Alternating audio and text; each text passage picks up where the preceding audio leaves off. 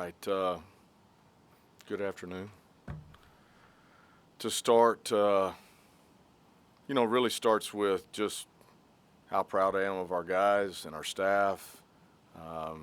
With everything that we've been going through, to go on the road and find a way to win, to play as connected as we played, to play with the effort and the energy and the relentlessness that I think our football team played with on Saturday night. Just a tribute to them and their work and their commitment to each other.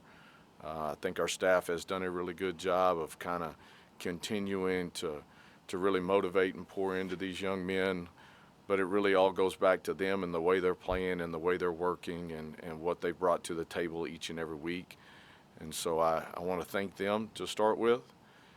That being said, we got 24 hours around here, and then we got to move on. We got another tough opponent this week with Wake coming to town.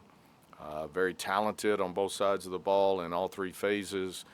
We know we've got our hands full, but it'll be nice to be back in Lane Stadium. Those fans that traveled down to NC State with us, appreciate them very much and the energy that they brought before and after the game. But being at home is special, and we've got a chance to be back here on homecoming week with Orange Effect and all the things that are going on. Just wanting to stay locked into what we've got to do, what we've got to take care of on the field, knowing that we got a really talented team coming into our house. So it's got to have another great week of work, get prepared, get locked in, and let's go out and have a good time on Saturday. All right, we'll start in the back with Brooke.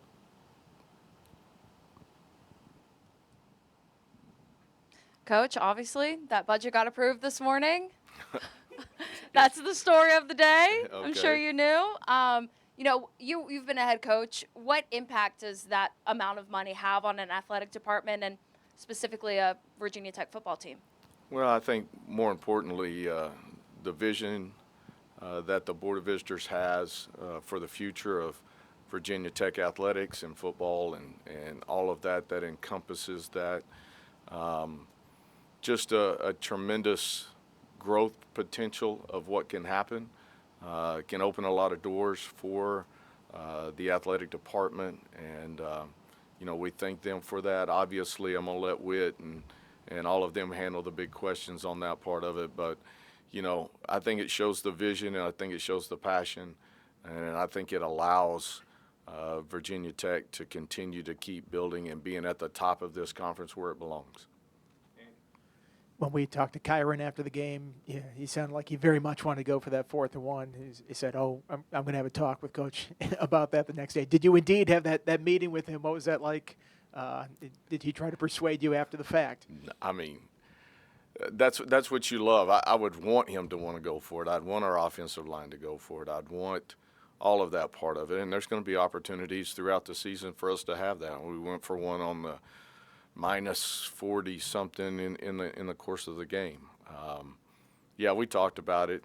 At the end of it, it was, we got to make the right decision at the right time. I felt like, in that particular moment with all the other variables, I thought it was the right decision. We trusted our defense. We trusted all three phases, and it was a 3-phase win for us. So obviously it worked out well. But every one of those situations is going to be unique, and we'll take them, each one of them in the way we need to. You haven't suited up Caleb Woodson or Quentin Reddish the last 2 weeks. I know Caleb was on the sideline of that game. What is their situation right now? Is it an injury situation? Are they working through something else? Do you expect them this week at all? Yeah, they haven't been available the last several weeks. I'm not going to talk about injuries and all of that part of it, but they're dealing with some injury things, and hopefully we'll get those guys back soon. Looking forward to that. We'll see how they react and how we continue to monitor their availability. Damon. Phil, you've been in a lot of one-score games during your time as a head coach. Did any of that past experience lead you to saying, okay, I know how well my defense has been playing. NC State has had to earn their scoring drives to know, okay, instead of going for it and putting them in a position where a first down gets them field goal range, make them earn it? I think more than anything, I think that was probably the deciding factor for myself and our coaching staff as we looked at it. And everybody's got their own feelings towards it. But, if you get the first down in that particular moment, then the ball game's over because you've made them burn their timeouts and you can finish it offensively. And that's always a strong suit for us. That being said, if you don't get it, they're already in field goal range. And that was the deciding factor for me. Our defense had been playing well all night. They've been relentless. They don't have any timeouts left. Nick's going to do a fantastic job. We're going to cover the punt well. We're going to pin them back and then make them earn the rest of it. So, luckily it all worked out in the right way, but those variables change each and every time you have to make that decision, but that was part of the process of thinking through it. And one more question about the roster. There are 2 defensive linemen, Keyshawn Burgos, James Junkum, no longer listed on the roster. Are you able to provide any insight onto that decision? Yeah, they're just they're not with our football team anymore, and that is part of this process that we've been going through, and so our focus is going to stay with the guys that are on our roster and what's in our locker room, and those guys continuing to grow and really weld together and continue to focus on what we've got to, which is a weight game right here in front of us. Caleb Spencer made some really big plays for you guys throughout the game. He had that stop on that 4th down. What have you seen in his growth and development? And obviously he's kind of forced into this role with some of the injuries and departures. What kind of growth have you seen from him? Yeah, I think he is leaps and bounds growing throughout the weeks. I think he's playing with a lot of confidence. You see him, the way he's pulling the trigger and firing on things that he sees now, the way he's running around to the football, his athleticism, his strength. And I think he is not only learning each and every day in the meeting room and in practice, but he's also doing that on the field. Like I'm seeing something, I'm remembering those things and how I need to react. He's taking coaching really well, but the top part of that is he's got a great athletic presence about him. He plays with all those things that the good Lord gave him, and he's playing with a lot of passion right now. I'm glad we got him. What stands out to you about this Wake Forest offense you guys are going to see on Saturday? Obviously, as you look at them, they're very talented, right? Obviously, I've had time with Robbie, spent a year and plus with him, so I know Robbie pretty well and how athletic he is, how competitive he is. He's doing a great job there. Claiborne, the running back, obviously from this area, but very, very talented. They've done a great job with him as well. One of the things that really stood out to me, their receivers, they got 3 or 4 guys that can really run. And so that's something that always perks you up a little bit. You got to make sure you know where those guys are, try to eliminate some of those explosive plays they've been able to have. So we've got to do a good job in that way. I think their offensive line has played really well, especially their tackles. I think both of those guys are tremendous players. So it's going to be a great test for us. Obviously, they took Georgia Tech all the way to the wire in overtime, and so that was a tremendous game. So, we're going to have our hands full for sure. Let's go Andy and then Ryan. You had a bunch of those freshmen that played last week. I know you have 4 games to kind of play around with a redshirt on that. Are you worried about the redshirt still? Do you go, hey, we're going forward, we're going to actually play those guys the rest of the season here? Yeah, right now, we're taking it week by week, but that being said, we got some really talented freshmen, and they stepped up. I think there was at one point in the game the other night, we had 4 of those guys on the field at one time together. So we got a lot of faith in them. They're continuing to grow. They're continuing to get better. They've got some inexperience about them, but they're playing with a lot of passion, and they're learning a lot throughout the week. And so we're going to keep rolling the way we're rolling, and those guys are being a tremendous help, and they're only going to get better. Ryan and then Damon. A lot of different O-line combinations to start the season. This one only allowed 2 sacks, a great rushing performance. After watching the film, what allowed that specific combination to really click this week? We're just trying to make sure that we can put our 5 best linemen on the field at one time, at one given time, right? And so it was good that Johnny was able to come back, and I think that was a good boost for us, moving around Tomas and the flexibility of what he brings to the table, being able to play right tackle, left tackle, playing left guard. I think that added a little bit of juice to it. Right now, we'll step back out on the practice field today, and kind of see where we're at through some of the injuries and kind of start playing ourselves through it. But I thought those guys played tremendously well, and I think Aiden is continuing to grow each and every week and getting better. So we'll see how it plays it out this week. And then you faced some mobile quarterbacks earlier in the season, facing another one this Saturday in Robbie Ashford. What did you maybe learn earlier in the season facing South Carolina and Vanderbilt that you can apply to helping slow down another mobile quarterback? Yeah, all of those guys are a little bit different in how they attack you. And with Robbie, he's got such a burst about him. He can go from standing still to being 100 miles an hour pretty quick. And so you got to do a good job of not only getting them off their points, but then containing them when you do get them off their points, because that's where they can really hurt you. Extending plays, not having enough eyes to it, making sure that you can get around it and get it tackled and get it on the ground. And so I thought our guys, again, the effort that we played with the other night is what we've got to bring each and every week, and the relentlessness of our guys' pursuit was a big factor in getting stops the other night, and we got to continue to do that. Phil, you played Christian Evans, defensive tackle against Wofford, and he's changed numbers, I believe, repped with the offensive line before the NC State game. Do you envision moving him to the offensive line, or is there still the availability to play him on either side? Yeah, right now, we're trying to make the right moves for the entirety of the team, and with some of the injuries that we've had up front, he's a guy that has played it in high school. He brings a great skill set from that standpoint. I think he can have a tremendous career as an offensive lineman. We'll see how that plays itself out throughout the course of this season and in the years to come. But, it was something we talked to him about, asked him if he'd be willing to at least try it. And obviously he's trying to do what's best for our football team and for himself. But he made that adjustment a little bit last week. We got some looks to get him in there and get an opportunity to kind of get his feet wet, and we'll see how it goes from there.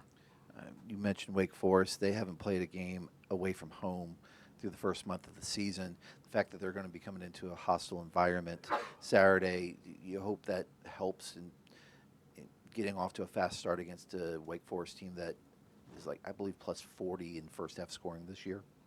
Yeah, obviously our fans are tremendous, and we're going to need their support and their passion. Being a homecoming week, I know there's going to be a lot of folks there. But that being said, yes, we need our fans to make it tough on them. We need the energy from them as well for ourselves. But on the flip side of that, this is their first road game. We've been on the road in a couple of different types of environment. It is a little bit different. Your schedule changes, all of that part of it. But for us, by the time you line it up, it's time to play. We still got to go out and physically take a win and go make that happen. And that will be our mindset and our focus as we get into it. All right, we'll go back of the room, Brooke, and then Andy, and then we'll take a couple on Zoom. Coach, it was clear. The energy was different on Saturday. Is that something you noticed? Whether it was just playing or in the locker room, the video of you dancing. It was just different. What do you think that changes? Is it mindset? Is it just leadership in the locker room? What can you pinpoint? Because obviously it had results. I think the guys have done a tremendous job of just rallying around each other. We're all in this together, and wins are hard to come by. So you're talking about the other part of that. You need to be able to feel that joy that you get. They put in so much work and so much time, and they're grinding all the time. And so when you get an opportunity to have a win like that, you got to celebrate it. And it's got to be something you're continuing wanting to do.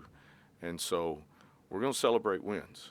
And we did a little bit of that. Now our 24 hours is up, and now it's time to refocus and get back locked in. But, I think the energy really comes from them. And,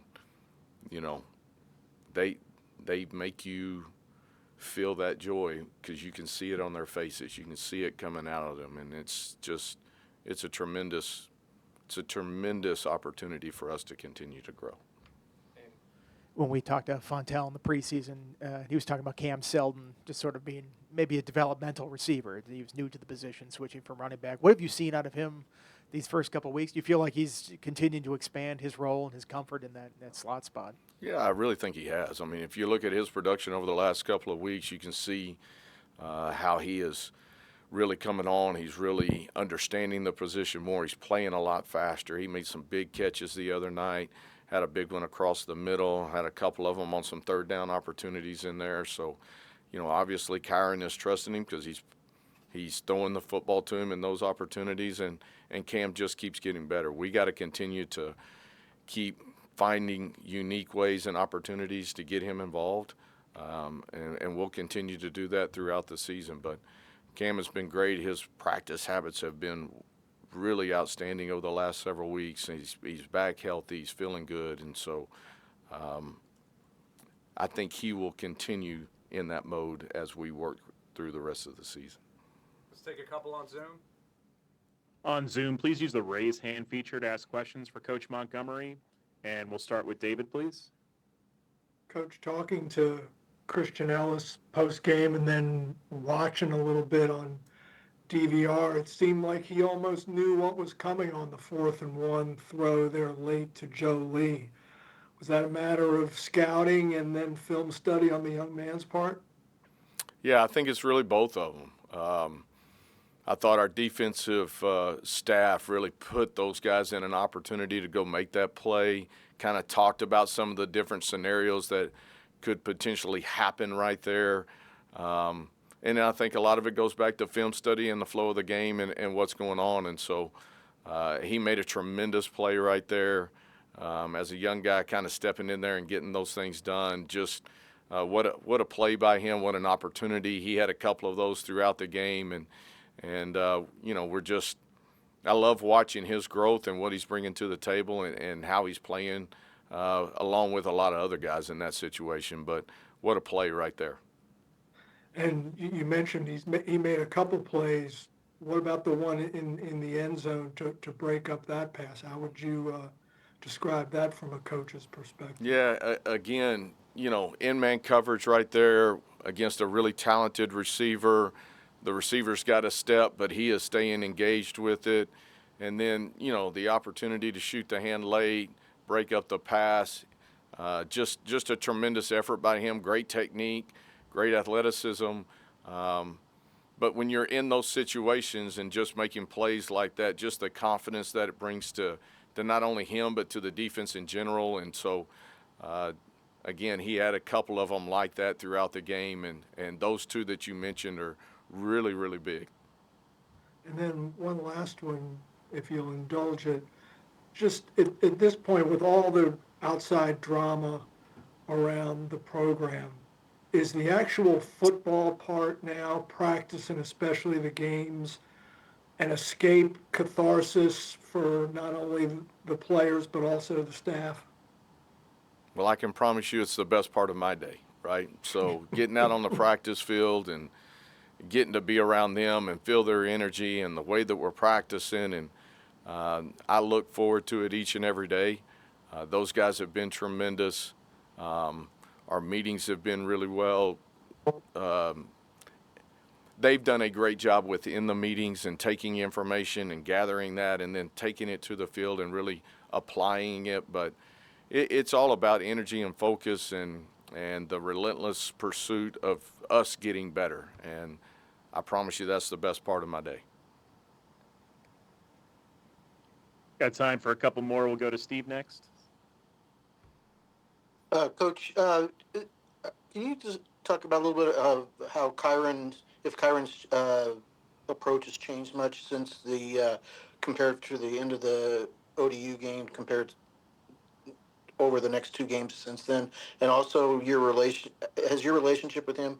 How did that change when you had to take on the other duties? Is it kind of the same, or did you have to make some adjustments?